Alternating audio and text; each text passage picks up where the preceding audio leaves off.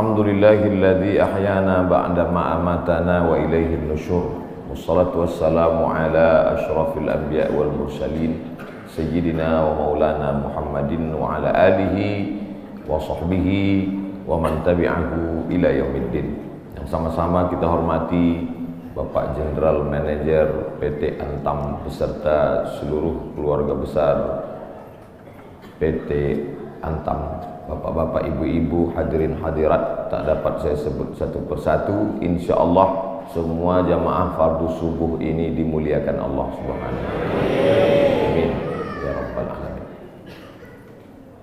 Kita sudah masuk pada tanggal 17 Rajab. Artinya kita hanya ada waktu 13 hari lagi berada di bulan haram. Haram artinya mulia. Minal masjidil haram, dari masjid yang mulia. Ini tanah haram, berarti tanah mulia. Masjidil haram, masjid mulia. Tanah haram, tanah mulia. Khamar haram, artinya khamar kalau diminum menghilangkan kemuliaan, itu maka disebut haram. Ya, nanti ketika pulang dari Makkah anaknya nanya, "Ma, kemarin sholatnya di mana?" Masjidil Haram. Artinya apa? Jangan tanya-tanya. Dari dulu memang udah gitu. Haram diambil dari kata hurmatun, kehormatan, kemuliaan. Orang kalau sudah hilang harga diri, harkat, martabat, kehormatan, kemuliaan tak dipandang, maka disebut zina itu haram, khamar itu haram, judi itu haram. Karena kalau ketahuan orang melakukannya, hilanglah kehormatan, harkat, martabat dirinya. Mudah-mudahan kita diselamatkan sampai anak cucu kita dari yang haram-haram. Bulan haram, bulan yang dipilih Allah Ta'ala untuk memuliakan dirinya. Waktu yang paling mulia waktu subuh. Siapa yang memilih waktu subuh ini? Allah. Tidak bisa ada manusia di atas muka bumi ini memilih waktu untuk memuliakan Allah dengan cara dia. Tak bisa.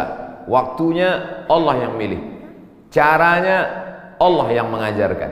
Nabinya dia yang mengirim. Malaikatnya dia yang mengutus. Siapa malaikatnya? Jibril alaihissalam.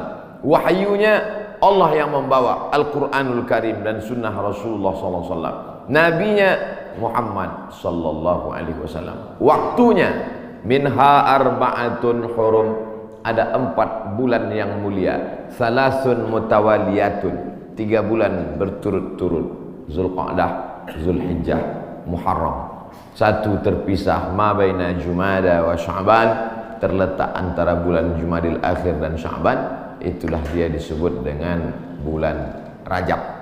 Makanya Nabi berdoa khusus bulan Rajab, Allahumma barik lana fi Rajab wa Sya'ban, berikan kami berkah di bulan Rajab dan bulan Sya'ban. Wa ballighna Ramadan, sampaikan kami ke bulan Ramadan. Ketika saya berdoa minta Rajab, bapak-bapak mengaminkan. Ada ibu-ibu satu diam aja. Ibu kenapa enggak mengaminkan? Saya sudah dapat Rajab. Rupanya nama suaminya Pak Rajab.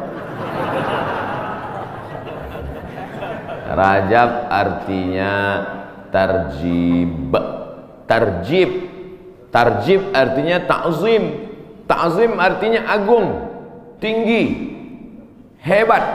Bulan Rajab bulan yang tinggi, bulan yang hebat yang dipilih oleh Allah Subhanahu wa Ta'ala. Amal yang paling afdal di bulan Rajab adalah amal yang paling mulia. Apa amal yang paling mulia? As-sawmu li wa ana ajzi bihi.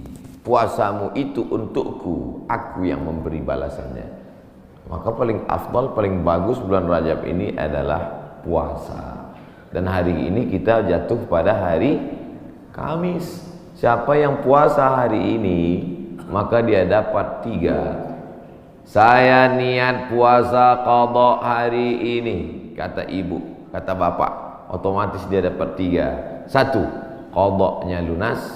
2, dapat pahala puasa Kamis. 3, dapat pahala puasa sunat Rajab. Saya tak bisa Pak Ustadz. Kenapa? Tadi enggak niat. Kamis depan, mudah-mudahan masih hidup.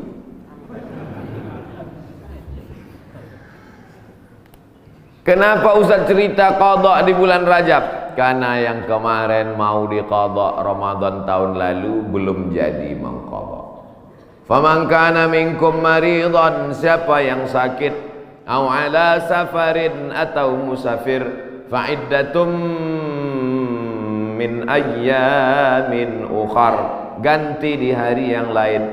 Ramadan kemarin ada tinggal puasanya, ketika mau diganti di bulan Syawal tidak jadi. Pernah pas mau diganti tidak jadi. Kenapa? Kue hari raya nggak habis-habis. Mau diganti di bulan Zulqa'dah tak sempat. Di bulan Zulhijjah mau diganti, daging kurban tak habis-habis. Kaki sapi 1 ekor dalam freezer. Akhirnya inilah kesempatan paling hebat kalau mau mengganti puasa. Tapi kalau cerita masalah ganti puasa pasti ingatnya ibu-ibu. Karena yang hamil ibu-ibu, yang menyusukan anak ibu-ibu. Makanya Ustadz selalu mengatakan ibu-ibu, kalau mau ganti bulan puasa yang tinggal kemarin bagusnya di bulan Rajab. Dia tak tahu ibu itu memang puasanya tinggal 7 hari, suaminya 17 hari. Ternyata bapak-bapak juga punya hutang puasa. Apakah selesai hutang puasa ini dengan astagfirullahaladzim, astagfirullahaladzim, astagfirullahaladzim, astagfirullahaladzim? Hutang puasa lunas, enak aja. Man mata, siapa yang mati, wa alaihi siyamun, punya hutang puasa, shoma anhu waliyuhu, ahli warisnya wajib menggantikan puasanya. Hadis sahih. Tidak bisa diganti dengan istighfar. Tidak bisa diganti usolli sunata taubat rakaataini lunas 60 hari lillahi ta'ala. Nggak bisa guys. Nah, oleh sebab itu maka puasa yang tinggal kemarin mesti diqadha.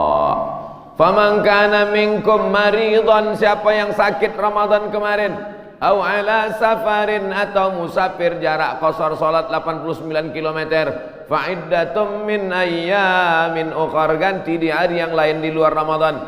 Wa 'alal ladzina yutiqunahu, siapa yang tak sanggup puasa karena sakit keras. Pak Ustadz, saya nggak bisa puasa di Ramadan, nggak bisa puasa di Syawal, nggak bisa puasa di Zulqa'dah, Zulhijjah, Muharram, Safar, Rabiul Awal, Rabiul Akhir, Desember, Januari, Februari, Maret, April, Mei, Juni, Juli, nggak bisa puasa. Kenapa nggak puasa? Usus saya sudah dipotong pendek aja. Bentar-bentar lapar, bentar-bentar lapar, bentar-bentar lapar. Sampai mati nggak bisa, atau kena penyakit mah akut, atau kena diabetes mellitus akut, atau kena jantung akut, atau apapun sebabnya, atau kena tua renta 70-80 nggak bisa puasa, fa'iddatu min ayamin ukhar, bagi yang musafir dan sakit. Tapi bagi yang nggak sanggup sampai mati, fidyatun ta'amu miskin, bayar fidyah makan 1 hari fakir miskin. Bagaimana dengan perempuan hamil dan menyusukan anak? Masuk yang mana dia? Kalau dia musafir, sakit, ganti. Kalau sakit keras, tua renta, bayar fidyah. Perempuan yang hamil dan menyusukan anak tidak disebut dalam ayat ini, maka ulama berijtihad, lain kepala, lain isinya. Rambut sama hitam, isinya macam-macam. Perempuan yang hamil dan menyusukan anak, 3 mazhab ulama. Mazhab yang pertama, menurut Imam Abu Hanifah, mazhab Hanafi, hanya mengqadha saja. Jadi kalau ada ustadz mengatakan, ibu-ibu yang hamil menyusukan anak, tinggal puasanya qadha saja, itu berarti mazhab Hanafi. Sedangkan mazhab Abdullah bin Abbas mengatakan bayar fidyah saja. Ibu pilih yang mana? Mau qadha aja atau bayar fidyah? Saya qadha aja Pak Ustadz. Saya kalau keluar duit nih malas. Ibu pilih mana? Saya nggak tahan lapar Pak Ustadz. Mau bawanya mau ngemil ngunyah aja. Jadi saya bayar aja. Yang mau qadha saja mazhab Hanafi. Yang bayar fidyah saja pendapat Abdullah bin Abbas. Mazhab Syafi'i yang mana? Mazhab Syafi'i lihat dulu dia tak puasa karena apa. Kalau dia tidak puasa karena dirinya, karena lemah, karena tak mampu, qadha saja. Tapi kalau ada unsur anaknya, kenapa ibu tak puasa? Janin saya lemah, sudah diperiksa USG oleh SPOG, spesialis obgyn kandungan. Katanya janin lemah. ibunya sehat tapi janinnya lemah, maka kalau sebab anaknya dia tidak puasa, maka dia kena 2 double, bayar fidyah dan puasa qadha. Laki-laki mesti tahu. Saya untuk apa tahu? Saya kan nggak hamil dan menyusui, istrimu hamil dan menyusui. Itulah untungnya ibu-ibu yang suaminya pengajian. Pulang dia dari sini nanti diingatkannya, ibu, nanti hari Senin kau puasa. Tapi kalau suaminya Fir'aun, ibu sedang puasa pun disuruhnya buka puasa. Apa ibu puasa? Bapak ibu yang dimuliakan Allah, ar-rijalu qawwamuna 'alan nisa. Berapa banyak puasa ibu, maka suami ikut bertanggung jawab. Kenapa? Karena istrinya itu tidak puasa gara-gara suaminya. Coba kalau kau tengok saja istrimu itu. Oleh sebab itu maka tanggung jawab luar biasa di hadapan Allah Subhanahu wa taala. Itulah maka saya sampaikan subuh ini tentang pentingnya mengganti puasa di bulan Rajab, karena ini salah satu kemuliaan, dapat double 2 pahala yang diberikan Allah Subhanahu wa taala. Masih ada kesempatan 13 hari lagi. Kalau mau diqadha pakai puasa Nabi Daud, bagus. Yasumu yauman wa yuftiru yauman. Puasa ini bagus karena saluran darah kita ini mampet. Saluran darah ini sama seperti saluran air, karena di dalamnya banyak lemak-lemak, banyak kolesterol, akhirnya tersumbat. Coba hidupkan keran air kencang, tapi pipanya digulung. Kerannya kencang, pipanya digulung. Apa yang terjadi? Bam! Pecah pembuluh darah. Oleh sebab itu salurannya mesti bersih. Bagaimana membersihkan saluran air? Ada serbuk yang menghilangkan minyak-minyak. Bagaimana cara membersihkan saluran darah? Maka bakteri-bakteri, kuman-kuman, penyakit-penyakit, kolesterol bisa habis bersih. Kenapa? Diri memakan diri sendiri dengan menahan makan minum selama dari pagi sampai petang. Makanya orang kalau cek darah dia nggak boleh makan minum. Saya dulu ketika cek dari ujung rambut sampai ke ujung kaki, Ustadz Somad besok medical check up, datang jam 10 pagi ke rumah sakit. Baik Pak Dokter, tapi syarat darahnya harus bersih. Gimana cara membersihkan darah Pak Dokter? Dari pagi sampai cek darah jangan makan berat, jangan sampai masuk nasi uduk, ayam penyet, ayam patah, ayam mati, ayam supaya darahnya bersih. Baru saya paham, rupanya membersihkan darah dengan tidak memasukkan makanan. Tapi itu bonus dari Allah. Dengan banyak puasa tubuh sehat, dengan banyak puasa badan sehat, dengan banyak puasa tidak ada kolesterol darah tinggi, diabetes mellitus dan kawan-kawannya. Dengan banyak puasa, banyak perempuan-perempuan sekarang rajin puasa, niatnya bukan lillahi ta'ala, diet ta'ala. Itu diet, itu bonusnya, hadiah dari Allah Subhanahu wa taala. Tetapnya niatnya tetap nawaitu shauma qadha'in, saya berniat besok puasa qadha lillahi ta'ala. Adik-adik mahasiswa, mahasiswi bagus banyak puasa, hemat belanja. Bagus puasa. Wa antasumu khairul lakum, dengan banyak puasa itu lebih baik bagimu. Begitu kata Allah Subhanahu wa taala. Habis bulan Rajab, saya nggak bisa puasa Pak Ustaz. Kenapa kau tak bisa puasa? Dokter ngasih tahu Bapak jangan puasa. Kalau puasa mati. Jangan puasa. Ngadu si bapak ke ibu, Bu, tadi dokter ngasih tahu saya nggak boleh puasa. Kenapa Bang? Karena kalau puasa mati. Abang mati aja lah. Tak boleh pilih mati. Kalau pilih dua, antara sakit atau mati, tidak boleh pilih mati. La tulqu bi aydikum ila tahlukah. La tulqu bi aydikum ila tahlukah. Jangan jerumuskan dirimu ke dalam kebinasaan. Maka jangan memilih mati daripada puasa. Kita diberi keringanan oleh agama Islam. Saya mau mengisi bulan ini Pak Ustadz, tapi puasa nggak sanggup. Banyak-banyak sholat sunnah. Sholat sunat wudhu. Usolli sunnatal wudhu raka'ataini lillahi ta'ala. Bilal, sini. Ada apa ya Rasulullah? Sami'tu daffan alaika baina yadayya fil jannah. Ku dengar suara gesekan sendalmu dalam surga. Bilal, kedengaran suara sendalnya dalam surga. Kresek, kresek, kresek, kresek, kresek. Sendal kalau digesekkan ke tanah berbunyi gesek-gesek. Apalagi sendal baru. Bilal, aku dengar suara gesekan sendalmu dalam surga. Apa amalmu Bilal? Kata Bilal, aku tidak pernah meninggalkan sholat sunat wudu. Habis wudu, sholat sunat wudu 2 rakaat.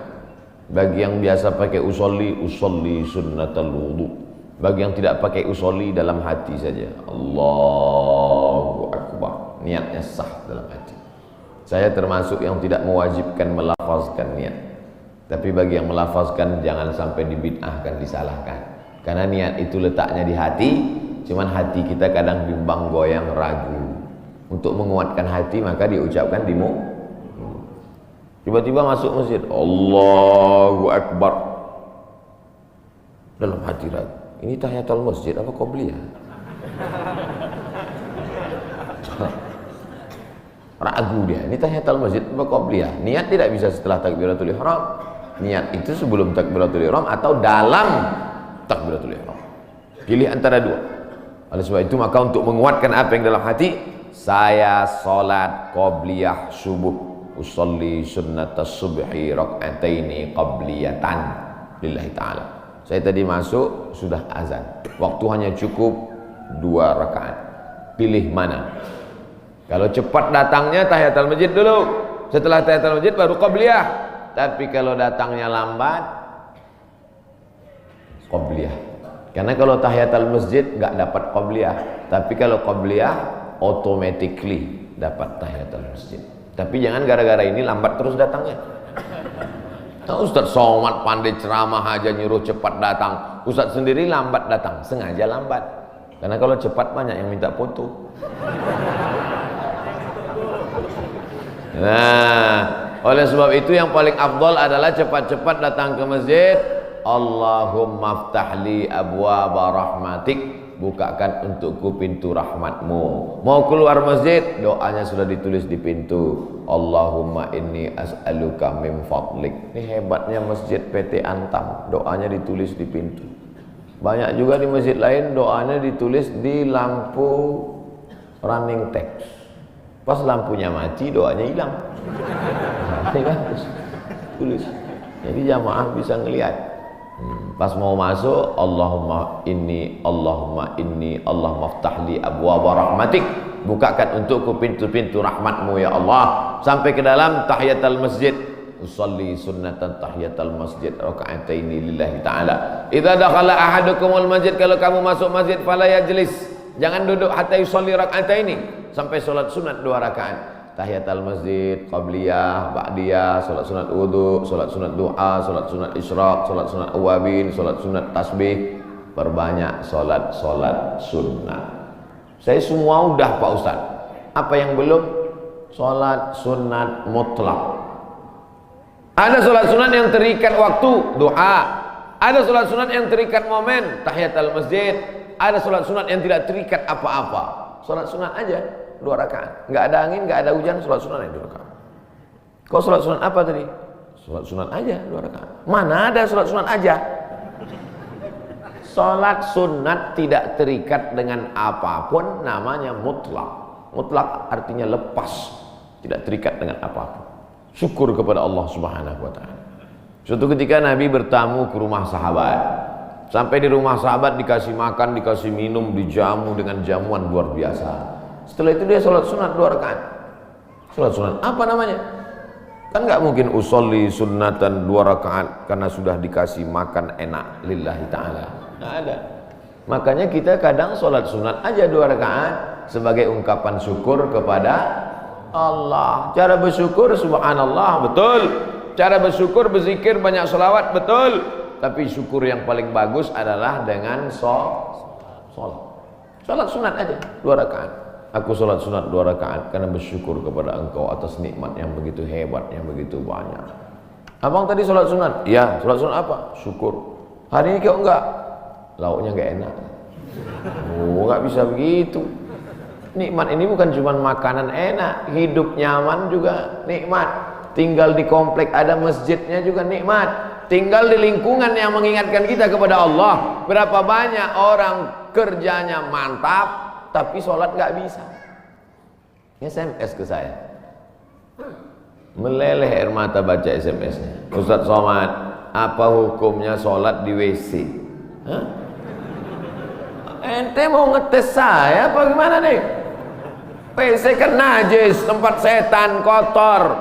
Menyebut nama Allah aja nggak boleh. Allahumma inni a'udzubika minal khubusi wal khaba'is.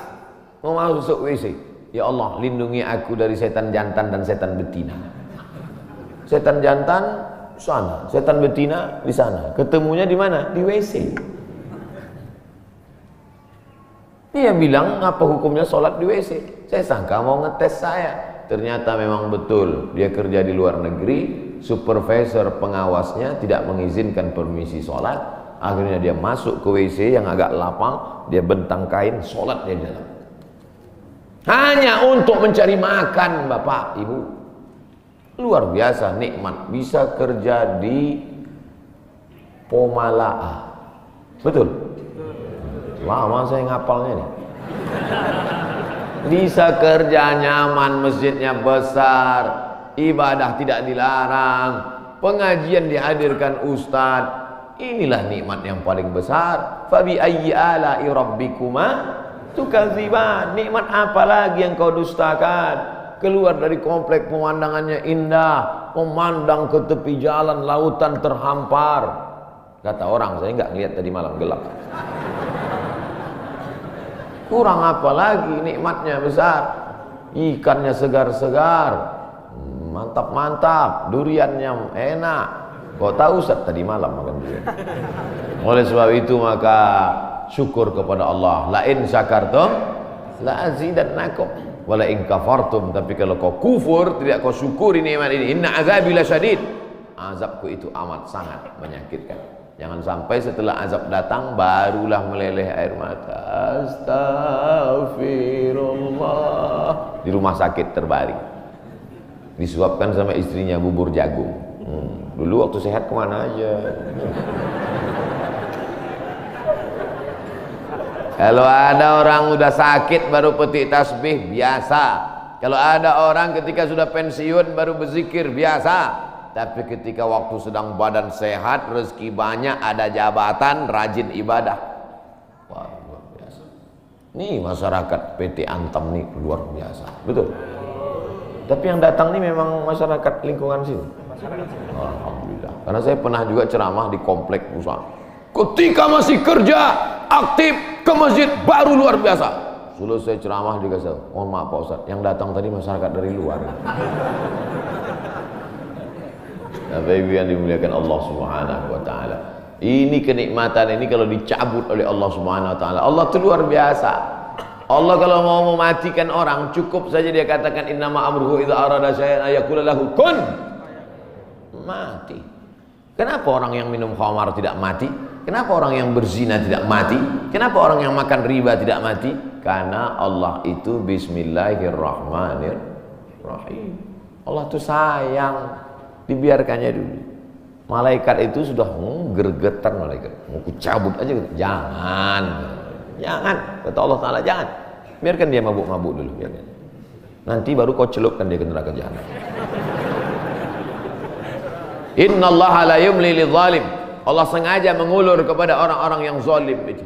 Orang-orang yang zalim, yang aniaya terhadap dirinya, yang berzina, yang minum khamar, yang mabuk, yang makan riba, yang biarkan dia, biarkan. Sampai apa? Sampai dia bertobat. Kalau tidak juga, hatta idza akhadhahu lam yuflithu, sehingga Allah menurunkan azab tidak tanggung-tanggung langsung. Jadi jangan heran kalau ada orang enggak sholat, rumahnya besar, enggak sholat, mewah hidupnya. Sesungguhnya dia sedang dimainkan Allah Ta'ala. Inna kaidi matin, tipu dayaku amat sangat kuat. Cuman kadang orang ini enggak paham cara pikir Allah Subhanahu wa taala. Cara pikir ibu aja kadang anak nggak paham. Anak umur 5 tahun minta pisau, jangan. Nanti tangan kau luka. Tapi ketika kita memahami Allah, yang kita ikut ini kita ikut Allah atau Allah ikut kita? Kita ikut Allah. Ini banyak orang sekarang Allah dia suruh ikut dia. Ya Allah berikanlah aku gaji yang banyak. Kau ikut aku, jangan sampai aku ikut engkau. Loh. Sebenarnya yang Tuhan ini aku apa kau ikut Tuhan? Kita yang ikut Allah. Makanya kita ini disebut muslim. Muslim artinya berserah diri kepada kehendak Allah, bukan Allah yang ikut kita. Kadang banyak kita paksa Allah untuk ikut kita. Kita berdoa sesuai dengan request kita. Kalau kita Allah nggak kasih, lalu kita marah sama Allah. Ente siapa, kata Allah. Makanya kita serahkan kepada Allah. Tapi kita kalau berdoa tetap minta apa yang kita minta. Jangan gara-gara ini nanti, ya Allah pagi ini aku nggak berdoa apa-apa, terserah oleh Allah. Mau kasih nggak apa-apa. Oh jangan. Nabi malah kalau berdoa sebut nama. Allahumma a'izzal islama bi umarain. Ya Allah kuatkan Islam ini dengan 2 Umar. Waktu itu ada 2 Umar yang paling hebat, paling gagah, paling perkasa di Makkah. Satu Umar bin Khattab, satu Umar bin Hisham. Umar bin Khattab, Umar bin Hisham. Ya Allah, Islam ini akan kuat kalau 2 orang ini masuk Islam. Masuk Islamlah 2 orang ini ya Allah, Umar bin Khattab atau Umar bin Hisham. Saya sebut Umar bin Hisham, banyak bapak ibu nggak kenal. Tapi kalau saya sebut nama kerennya, oh, Umar bin Hisham Abu Jahal. Makanya kalau kenalan sama orang jangan cuma tanya satu nama, tanya nama satu lagi. Banyak orang ini namanya macam-macam. Nama siapa? Abdul Somad. Di Facebook Anton. Enggak, nama saya di mana-mana tetap Abdul Somad. Nama Abdul Somad, Instagram Abdul Somad Official. Cuman mau ngasih tahu aja supaya di follow. Bapak Ibu yang dimuliakan Allah Subhanahu wa taala. Jadi kalau masih bisa sehat, beribadahlah. Karena sampai masanya nanti udah sakit nggak bisa beribadah. Parahnya lagi, sudah sakit pun nggak ke masjid juga. Makanya walaupun sakit datanglah ke masjid. Nggak bisa sholat di depan, sholat di belakang. Malu sholat di belakang di emperan. Nggak bisa juga sholat, kasih tahu biar kami sholatkan. Jangan segan-segan. Bapak Ibu yang dimuliakan Allah Subhanahu wa taala, saya Pak Ustadz nggak bisa puasa, sholat sunat. Sholat sunat pun nggak bisa Pak Ustadz. Baca Quran. Duduk, nggak bisa tegak, nggak bisa rukuk, nggak bisa sujud, buka Quran. Bismillahirrahmanirrahim. Tapi katanya baca Quran auzubillah Pak Ustadz. Oke. A'udzubillahi minasyaitonirrajim. Bismillahirrahmanirrahim. Ya ayyuhan nas, wahai manusia, ittaqu rabbakum, takutlah kamu kepada Allah. Inna zalzalatas saati syai'un azim. Sesungguhnya bumi akan bergoncang dan hari itu kiamat terjadi, azabnya amat sangat kuat. Membaca itu ketakutan, langsung pulang ke rumah sedekah. Berapa? 500 perak. Jadilah daripada sebelumnya hatinya tertutup.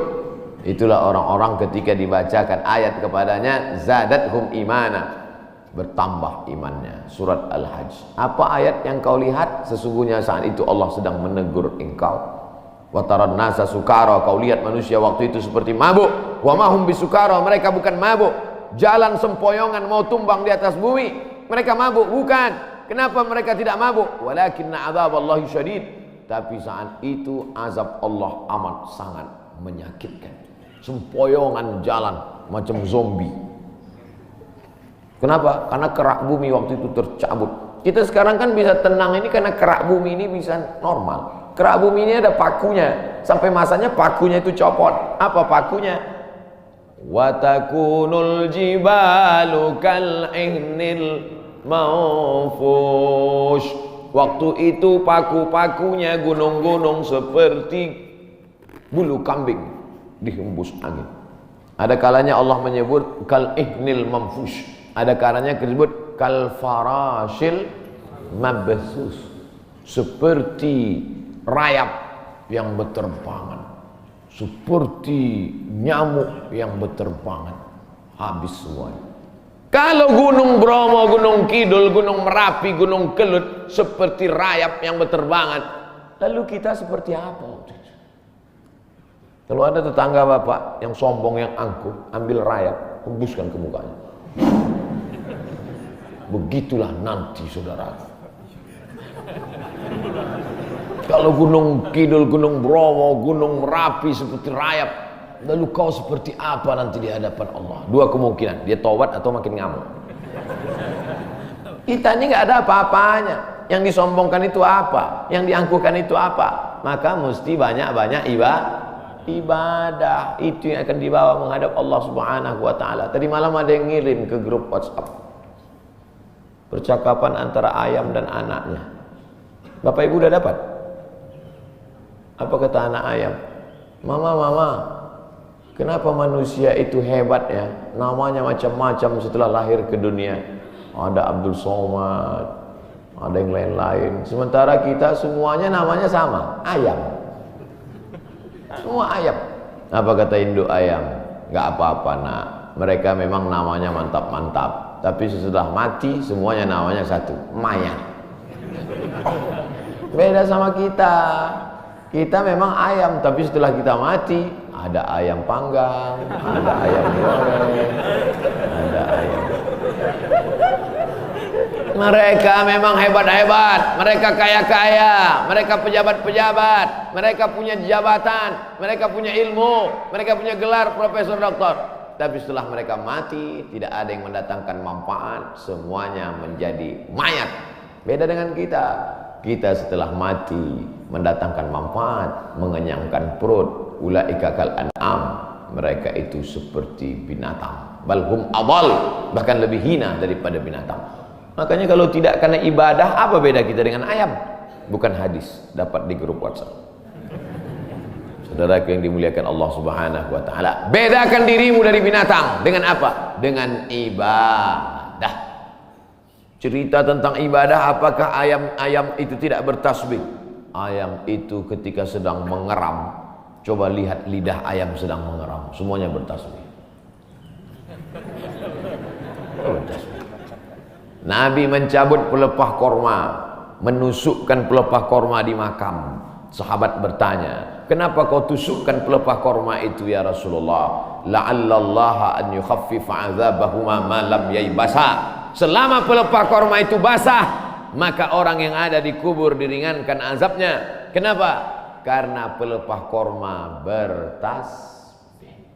Tapi jangan gara-gara ini nanti bapak meninggal minta surat wasiat, tanamkan 3 batang korma di atas kuburku. Nabi sedang ingin mengajarkan bahwa pelepah korma bertasbih. Planet-planet bertasbih. Neptunus, Merkurius, Pluto, Mars bertasbih. Mana buktinya? Ketika kita melihat petir menggelegar, apa ucapan dari mulut? Subhana may yusabbihu bihir ra'du wa bihamdi. Maha suci Allah, yang planet-planet pun bertasbih mengagungkan Allah. Lalu kita apa?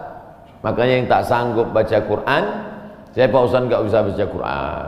Asal baca Quran mata meleleh Pak Ustaz. Meleleh menangis karena takut atau nggak nampak lagi titiknya Pak Ustaz. Puasa nggak bisa. Kalau nggak bisa puasa, sholat sunat, kaki sakit. Baca Quran, mata sakit. Pejamkan mata, ambil tasbih, berzikir. Afdhaluz zikri fa'lam annahu la ilaha illallah. La ilaha illallah. 100 kali. Dikit kali 100 kali Pak Ustaz, 1000 kali. La ilaha illallah. Baca sholawat, istighfar 1000 kali. Salawat 1000 kali. La ilaha illallah 1000 kali. Isi hari-hari bulan Rajab ini dengan kemuliaan. Belum tentu bulan Rajab tahun depan kita masih hidup. Saya insya Allah hidup, Bapak Ibu nggak tahu. Yakin sekali Ustaz Somad ini. Mati jangan dicari, tapi kalau dia datang kita tidak akan bisa lari. Ainama takunu yudrikumul maut. Dimanapun kau berada, mati akan datang menghampirimu. Walau kuntum fi burujim musyayyadah. Walaupun kau berada di dalam tembok yang sangat kokoh. Dulu orang Arab kafir musyrik dibuatnya tembok, masuk dia ke dalam, sembunyi. Oh, pertanyaan, saya sangka surat kematian.